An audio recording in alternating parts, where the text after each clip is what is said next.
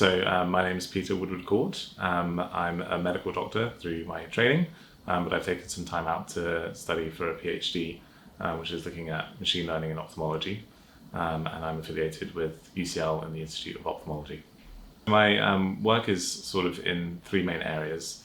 The first one is looking at synthetic data from a type of machine learning technique called generative AI.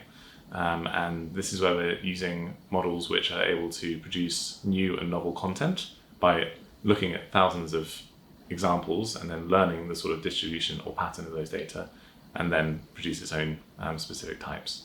So we're looking at OCT-B scans of the retina, and we're trying to see if we can produce images which match ones that are real ones. So the idea is that if we can produce synthetic data, maybe we can use that for interesting downstream applications. So the idea is synthetic data might be able to augment or improve the performance of models that we have, because one of the main problems in machine learning is that we don't have enough data. So the idea is, can we sort of look at what we've got and try and create similar examples with the idea of trying to enrich data sets.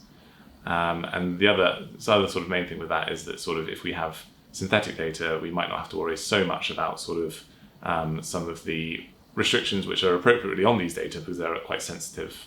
So if we have sort of synthetic styles of data, we might be able to use that for use it a bit more freely whilst preserving privacy.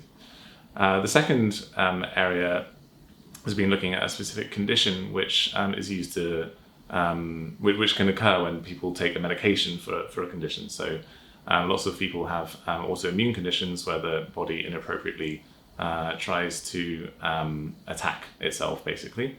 And there's a medication called hydroxychloroquine, which is useful for trying to control some of those autoimmune conditions. It's a very effective and safe and cheap drug, but people who take it have to have regular screening of their eyes because it can cause irreversible vision loss for a certain subset of people, around 5%.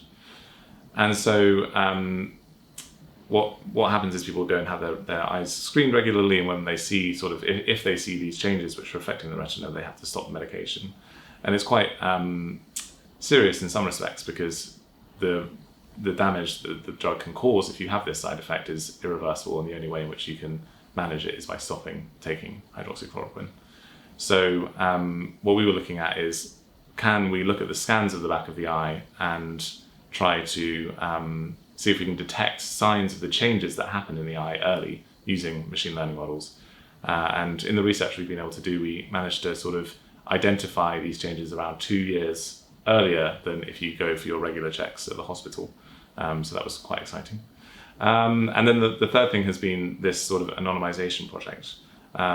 Basically, when you go to hospital, you have an electronic health record, which is full of lots of very rich and interesting contextual information.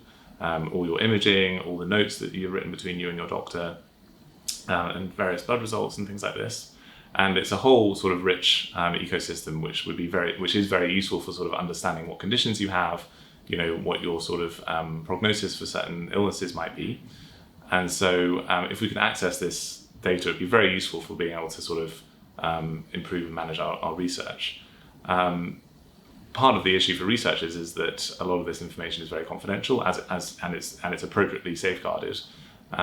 What we want to sort of explore doing is being able to take some of this data and use certain methods on it to take out the sensitive information, but keep all of the other rich contextual information which makes it useful. So we've been using different types of models like large language models and other related models to try and sort of automatically remove the sensitive data so that we can use the remaining data to, for a wide range of interesting research purposes.